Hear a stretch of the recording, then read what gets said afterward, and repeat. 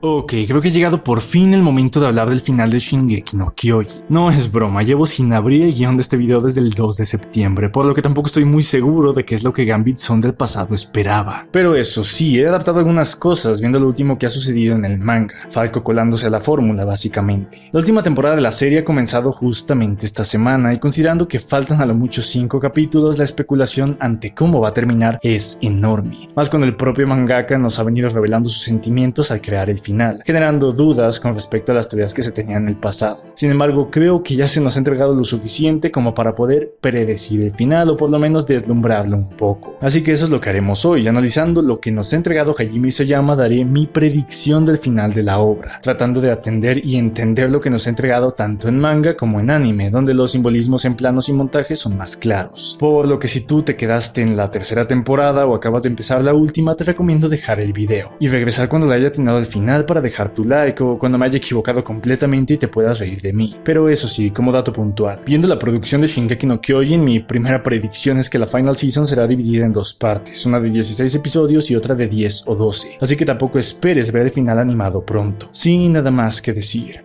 comencemos.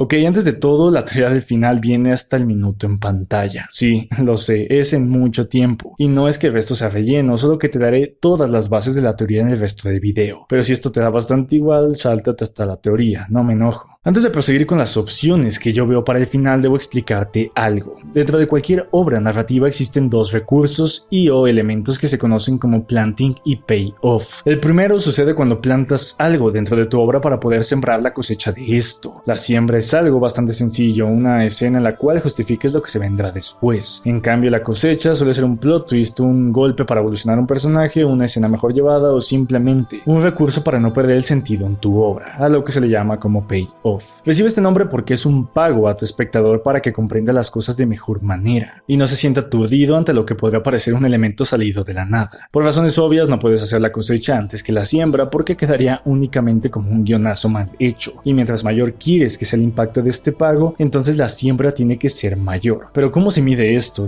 ¿Cómo mides cuánto plantas o cuánto siembras? Pues hay dos formas para esto. Uno, en número de escenas, y dos, en cuánto tiempo ha pasado entre una cosa y otra. Para que comprendas de mejor manera este concepto, te daré un ejemplo con lo que fue, es y será el mayor plot twist existente en la obra: Eren controlando todo. El capítulo 122 de Shingeki no Kyojin, titulado como A ti hace 2000 años, nos presentó el cambio más drástico en todo lo que llevaba de publicación. Eren no solo sabía de todo lo que había pasado, sino que sabía lo que pasaría a futuro y controló todo a través de sus recuerdos para poder llegar hasta lo que estamos ahora, que conocemos como el retumbar, convirtiéndose en lo que juró destruir en más de un sentido. Para que tú como escritor tengas permitido hacer algo tan radical sin que la gente lo tome como un guionazo, sin que la tomen a mal y sin que queden huecos, debes haber sembrado prácticamente toda la obra, tanto en número de escenas como en tiempo, y es justamente lo que sucede aquí. Las escenas que plantan esto son las siguientes. 1. Al inicio de lo que será nuestra última temporada, Eren se vuelve emo, edgy, malote y la autoridad le importa bastante poco. Desde este cambio de actitud se nos indica que hay razones para ello. 2. El búho, anterior portador del titán de ataque, al salvar a Grisha Jäger menciona que este debe proteger cueste lo que cueste a Armin y a Mikasa. 3. Al besar la mano de Historia, aunque muchos solo vieron para shippearlos, Eren recuerda todo,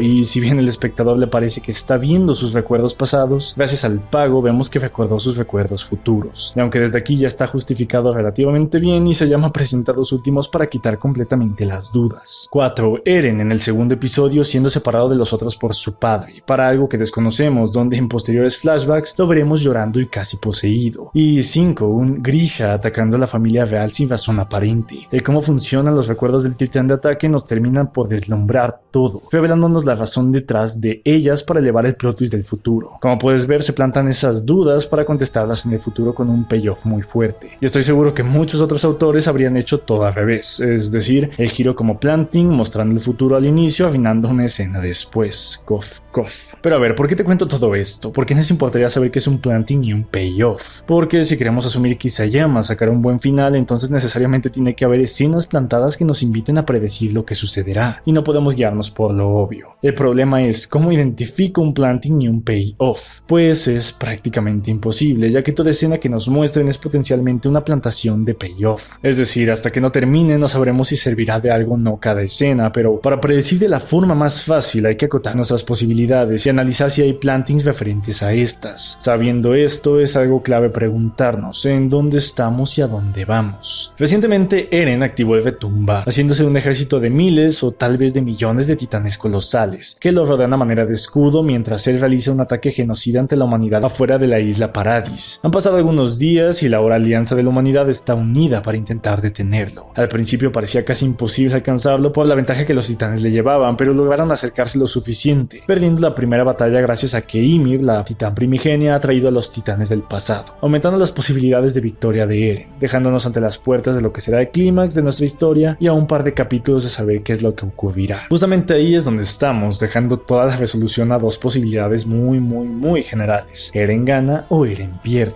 y no nos podemos guiar por lo más simple como pues obviamente va a ganar porque tiene cientos de miles de titanes colosales, porque eso sería subestimar el poder del guión, que siempre es mucho más fuerte. Y ojo que con esto no me refiero a los guionazos, sino a que se puede hacer algo bien hecho que rompa esta pequeña barrera. Asumiendo entonces que tenemos dos posibilidades, hemos acotado entonces lo suficiente para detallar finales, por lo que te daré lo que creo que Isayama plantó para poder crear su final. Si alguna de mis teorías falla, radicará principalmente en que o había un planting o simplemente no le dio importancia al que debía, por lo que vamos allá. El primero es el propio plot twist de este último arco y probablemente de toda la serie, pues la conclusión a la que se llega con él se desprende de sus propios factores. Eren no sabía todo desde un inicio necesariamente, hasta que no obtiene el titán de ataque no tiene los recuerdos como tal, y lo olvidó parcialmente en toda la serie, por lo que es importante el momento en que los recordó. Muchos caen en el error de creer que Eren se volvió malo luego del time skip, pero esto es completamente falso. El objetivo, sueño y misión de nuestro protagonista era la de ser libre junto con su mejor amigo, sueño que de hecho comparten. En cambio, cuando besó la mano de Historia y se dio cuenta de todo lo que pasaría, ya sabía su plan en ese momento y cambió su objetivo. Cuando nos enseñan esta escena, no vemos a un Eren cansado por la fatiga de los últimos meses como Levi, Connie o Sasha. No tenemos a alguien sorprendido por ver el mar. No vemos a alguien emocionado por cumplir su sueño de infancia. Estamos viendo un Eren que ya sabe que dentro de 4 años va a realizar un genocidio. El plano en esta escena es el que resume de hecho todo el planting, pues nos indica que Eren ya no es quien era, ya no está con sus amigos y su meta se debe separar a la de ellos. Da lo que pensamos que era una pregunta al aire, pero en verdad es una amenaza. Si matamos a todos nuestros enemigos, ¿lograremos ser libres? Esta pregunta se hizo Eren mucho tiempo antes de siquiera saberlo, y para este punto ya estaba contestada. Entonces, de lo anterior es fácil ver que el objetivo de Eren es acabar con todos los que no sean de Paradis, pero ¿por qué? ¿A qué se refiere con libertad? Tiene que ver con su poder, sin embargo quiero hablar de esto un poco después, por lo que lo diremos de forma muy general. El titán de ataque es probablemente el arma más poderosa del mundo, porque aunque es más útil a corto plazo tener el titán fundador, ese fue fácilmente robable al saber las ventajas de viajar al pasado y al futuro usando tus recuerdos, o mejor dicho, los recuerdos de otros. Sin embargo, el tener un poder tan absurdamente fuerte te da responsabilidades igual de pesadas, y más aún te convierte en un esclavo del destino. Eren no es libre, pues es preso de su propio poder, y lo único que le queda es salvar a aquellos quienes todavía tienen esa posibilidad. Eren cambió prácticamente toda su esencia, pero si hay algo que sigue igual es el amor que tiene por sus amigos, el amor que tiene por su gente. Cuando Eren ya está todo desquiciado, está por contactar a Zeke y prácticamente ya tenía en marcha el plan de retumbar, se nos da esta escena en el tren. El protagonista habla con todos sus amigos y les pregunta quién heredará su titán. Todos, salvo Armin, dicen que lo harán. Esto es una prueba por parte de Eren, pues él de hecho ya sabe que no hay necesidad de darles nada si su plan sale bien. La paradoja de Dios y el libre albedrío básicamente. Pero al ver la reacción les indica lo siguiente: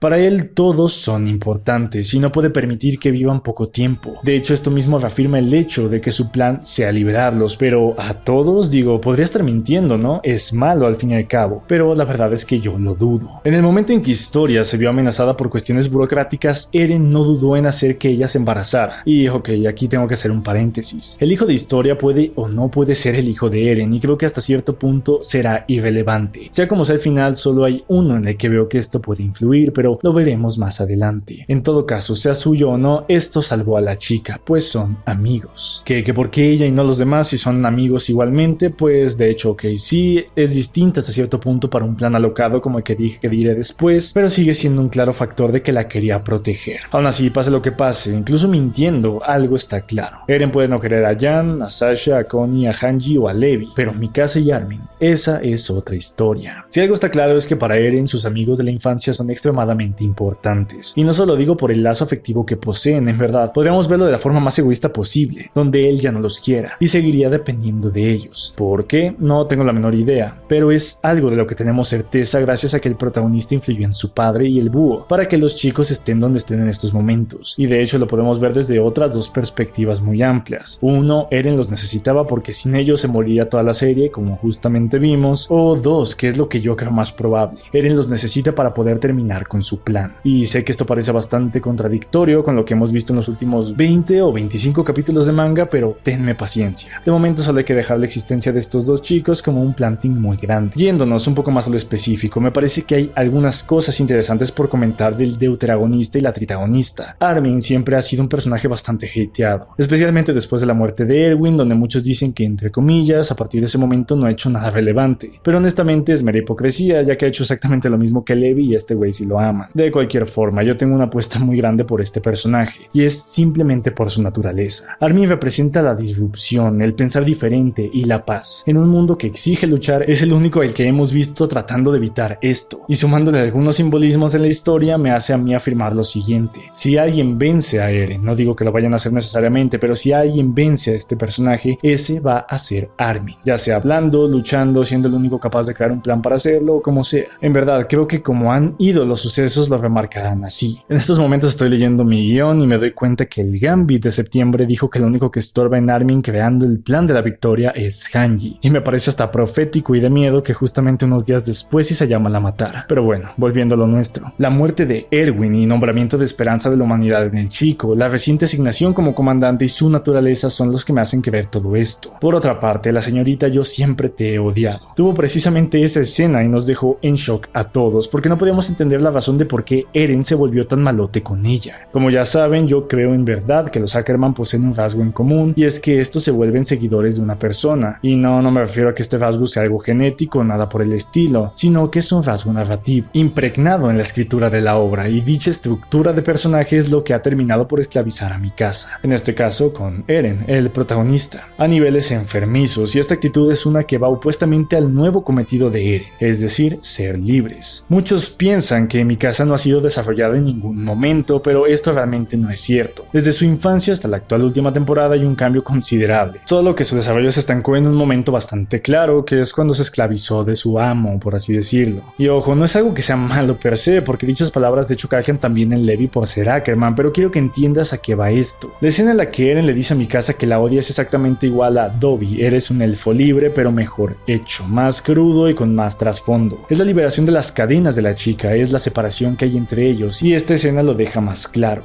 Zeke le dice a Eren que no cree que sea cierto aquello de que Mikasa lo siga por sus genes y es por algo más, dejando claro de que ella puede tener un sentimiento mucho más fuerte por él más allá de eso. Amor, por ejemplo, tanto fraternal como romántico, en verdad da igual, pero amor al fin y al cabo. Y Eren simplemente sigue con su plan, con una tristeza profunda en la mirada. A él le duele hacer lo que está haciendo, lo que hizo y lo que hará, pero todo es por una razón. De momento, este es otro planting. Sin embargo, no es lo único que creo que tiene que ver con este personaje femenino, porque hay un factor más que creo que importará mucho en el final: la dualidad de Annie y Mikasa. En verdad, este tema podría abarcar un video de la calidad de este, y espero poder aprovecharlo luego, pero para fines prácticos de la teoría hablaremos simplemente de lo que nos importa. No sé si ya te hayas dado cuenta, supongo que sí, pero estos tres personajes son contrapartes de estos otros tres. Es algo bastante obvio, pero que la gente no termina de darse cuenta. Reiner y Bertonto atacaron en algún momento y casi sin querer por una obligación tonta a Paradis, tal como Eren y Armin a Marley. Justo cuando Armin decide pelear por primera vez volviéndose héroe se nos muestra una clara dicotomía con su contraparte, donde él también decide pelear pero siendo una especie de villano. Esta escena y muchas otras nos remarcan esto, de cómo Eren tomó el lugar de Reiner, de cómo Armin tomó el de Bertolt, y entonces cabe la pregunta, ¿qué hay de las mujeres? Entrando a mi dualidad favorita. Desde el inicio, Mikasa con Dany es remarcado como una rivalidad constante y una especie de odio entre ambas, pero ¿qué tiene que ver esto con el final? Pues esta conversación nos lo revela. Annie le indica que viendo el actuar de Eren, lo más probable es que la única forma de detenerlo sea matándolo, preguntándole si ya es capaz de hacerlo y que en caso de que no pueda, ella sí lo hará. Si estamos hablando de que estos tríos están pasando por encima de estos de alguna forma, tomando sus lugares, entonces ¿qué es lo que hará Mikasa? Pues ese será nuestro payoff. De momento, planting. Por último, y lo que me parece más importante en todas las teorías que he visto de Shingeki no Kyojin, y probablemente si fallo sea por esto, hay algo que siempre se ha ignorado, o mejor dicho, a alguien. Ymir Fritz, la primera titán, la primera persona en pensar en lo que conocemos como libertad. Este personaje es el más importante y es el pilar para mi teoría, por lo que permítanme abordar más, enfocándonos en su ambiente actual, la coordenada. La coordenada es algo que la gente no termina de entender, pero es muy inteligentemente Ymir, no esta sino la que usurpó su nombre, la que nos explica qué es este elemento. La coordenada es aquello que une a todos, no es algo físico, no es algo mental, pero sigue siendo algo real, ajeno a nosotros, algo que no puedes ni ver ni sentir, pero que sigue uniendo a las personas gracias a su mera existencia. Pero ojo, no a todos. La coordenada nos ha dejado reglas bien claras, y es que únicamente une a los eldianos, no a los malleyanos, y esto es muy importante, porque aquella raza que se ve unida es a la que llamamos como gente de Ymir. Los titanes son controlados por esto gracias a que son eldianos, y cuando Eren ataca a Marley, solo ellos pueden escuchar acerca de este ataque. El resto no lo escuchan, solo ven a un titán de 300 metros arrastrándose por el mar. Esta conexión que hay es clave, y es de hecho lo que más me importa en el final. Hay gente que piensa que desde el primer episodio Eren ya estaba controlando los hilos gracias a sus flashbacks, pero no. Él sí estaba viendo los recuerdos en el futuro, pero no era gracias al titán de ataque, era gracias a la coordenada. Pero entonces, ¿siempre existió la coordenada? ¿Siempre existirá? Esas son preguntas claves, y yo creo que la respuesta es no. La coordenada existe exactamente desde el momento en que Ymir Fritz, esa niña, obtuvo sus poderes de titán, es decir, desde el mismo día que liberó a los cerdos, dicho plano existe. Actualmente Ymir vive en la coordenada, y como ella sigue viva dentro de ella, la coordenada también. Pero que me estoy adelantando mucho y ya estoy teorizando. Como último dato, ahora sí, por fin, el rey 145 fue el que fundó las murallas, y como se hace el cambio de rey cada 13 años, significa que habían pasado 1885 años desde el primer rey, donde sucede la historia de Ymir. Ahora, se dice que la muralla llevaba 100 años en pie al inicio de Shingeki no Kyojin, por lo que habían pasado 1985 años. Le sumamos los 9 que han pasado en la historia y tenemos 1994. La pregunta es, ¿qué edad tenía Ymir cuando liberó a los cerdos? Sí, cuando era niña, pues aquí te va mi apuesta, 6 años. ¿Por qué? Si ella se convirtió en titán a los 6 años, si ella adquirió este poder que le está esclavizando a esa edad, significa que en el momento en que Eren activa el retumbar habían pasado exactamente 2000 años desde que la coordenada se creó, desde que esta pequeña niña descubrió lo que es perder su libertad. ¿Cómo se llamaba ese capítulo? Ah, sí,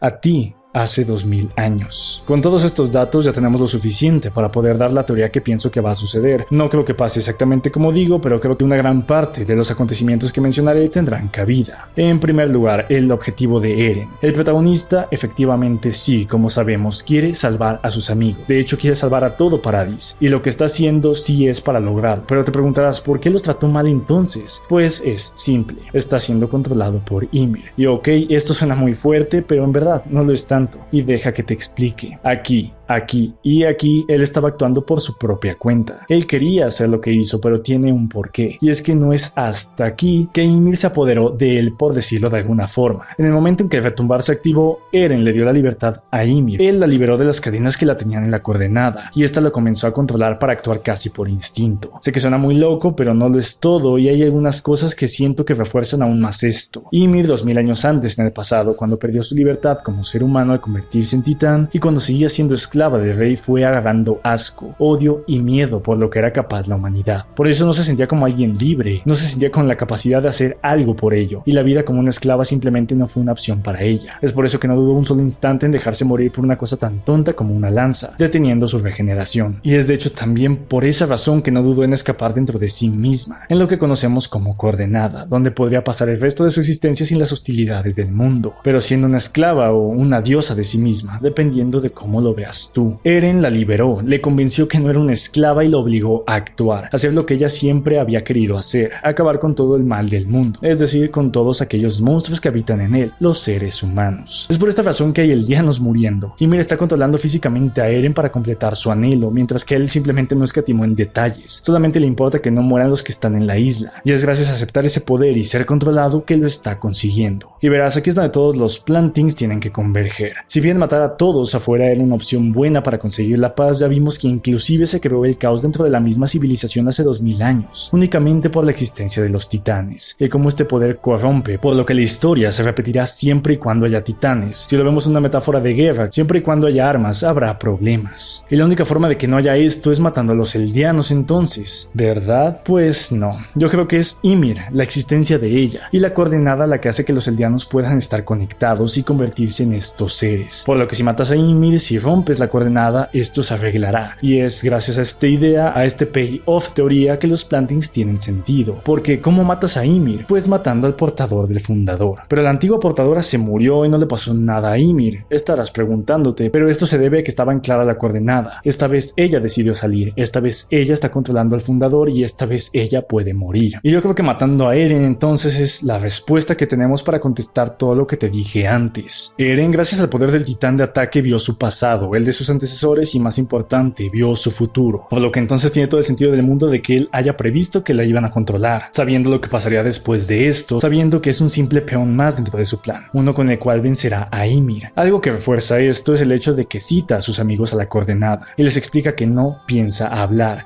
que la única forma de cambiar lo que está sucediendo es peleando. Esta conversación es muy fuerte y es la que nos dice todo, es la que resuelve el conflicto. Eren está orillándolos a pelear, a no quedarse ahí, a ganar. Si su plan fuese solo matar a todos, entonces les hubiera quitado sus poderes de titán para que no pudieran hacer nada. Los hubiera detenido, pero no. Les está dando la libertad de decidir.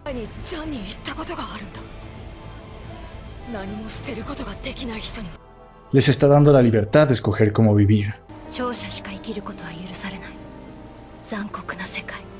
Y de manera muy buena, les está dando la libertad de ganar. Eren no haría eso si su plan no lo tuviese en cuenta. Él no haría eso si su plan no implicase morir. Todo el trayecto de Eren en Marley es uno depresivo, es la vida de alguien cuyos días están contados. Decide conocer a quien es su último familiar con vida. Decide descubrir en verdad si Mikasa lo ama o no y disfrutar de lo último que le queda de vida. Y es por esto que cuando ve a ese niño, llora. Llora no por lo que hará él como tal, llora sino por lo que Ymir lo obligará a hacer. Eren durante el retumbar liberó a esa pobre niña y con eso se liberó a sí mismo. Todo el poder que cargaba se lo pasó a alguien más y disfrutó como un niño esa libertad, esas últimas horas de vida, esperando poco a poco a sus verdugos, aquellos que terminarán su plan. Armin será entonces el que creará el plan perfecto para poder asesinar a Eren. De hecho será el único que puede, y no porque Erwin o Hanji puedan pero estén muertos, sino porque ellos tampoco podrían pero no lo dejarían usar su plan. Y este método para vencer a Eren, ¿cuál es entonces? Pues no lo sé, pero sí sé los que estarán involucrados, o al menos lo presiento: Mikasa, Annie, Reiner y Armin. Reiner muere junto con Eren, salvando a Annie y saldando su cuenta de cuando eran niños, y es Mikasa la que termina matando a Eren. Cabe destacar que la forma de su muerte es bastante ambigua, puede ser la coordenada, lo pueden sacar del titán, etc. En esta pelea lo más probable es que Mikasa se encuentre en un momento de conflicto, entre confiar en Annie como Armin le dice, o simplemente no hacerlo debido a sus sentimientos encontrados, pero ella será la que dé el golpe de gracia, siendo precisamente una consecuencia directa de la confianza en esta chica. Así es, Annie, aquella que tuvo como misión durante 6 años asesinar a Eren, no es la que lo hará, sino que igual que sus amigos, Mikasa tomará su lugar en esa acción. ¿Cómo estoy tan seguro de esto? Por la primera escena del manga. Eren vio a Mikasa diciéndole adiós en un terreno desierto, una Mikasa con el cabello corto como en el futuro, una Mikasa que por fin aceptó su libertad diciéndole adiós, una Mikasa que decidió pelear y que decidió vivir, cerrando finalmente todo, matando a Eren, muriendo Ymir y rompiendo la coordenada, salvando a todos de la maldición de los titanes. Eren salvó la vida de Armin y salvó la vida de Mikasa, y prácticamente la de todos sus amigos, siendo gracias a dicha escena que el título del primer episodio tiene sentido, porque no está sucediendo cuando Eren tiene 10 años, está sucediendo 9 años después, cuando la chica de la coordenada fue liberada finalmente, cuando puede decirse a sí misma que lo logró, cuando su yo le dice gracias a ti dentro de 2000 años.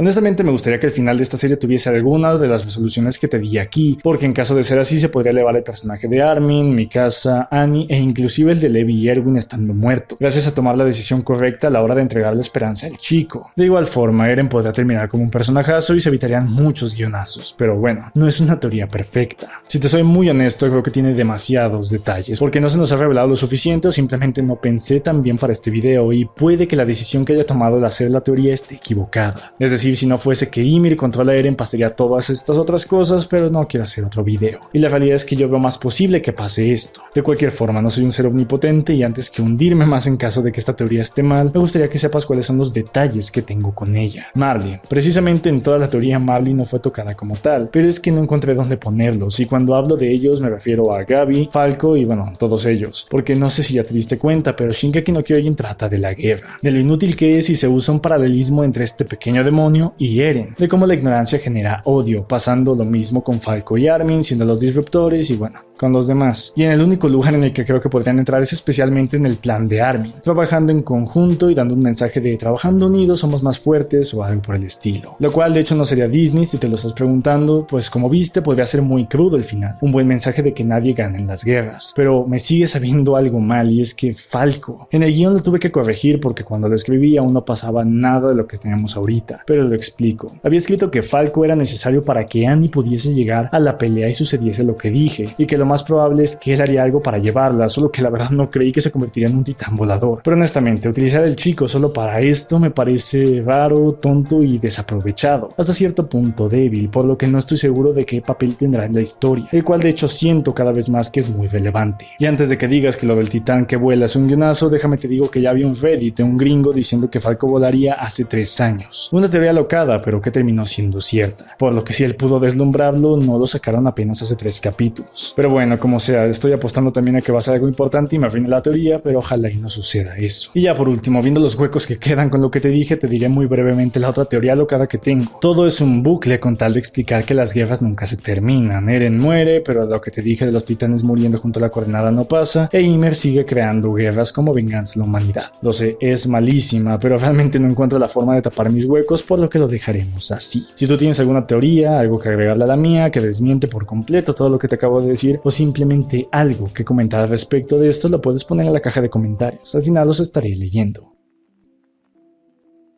Si el video te gustó, dale like, coméntalo y compártelo con todos tus amigos, eso me ayudaría muchísimo. No olvides suscribirte y darle a la campanita para que YouTube te avise cada que subo video. Estoy subiendo 2 por semana, los jueves y los sábados. De igual forma, sígueme en mis redes sociales, tales como Facebook e Instagram, las encontrarás en la caja de descripción. Sin nada más que decir, nos vemos.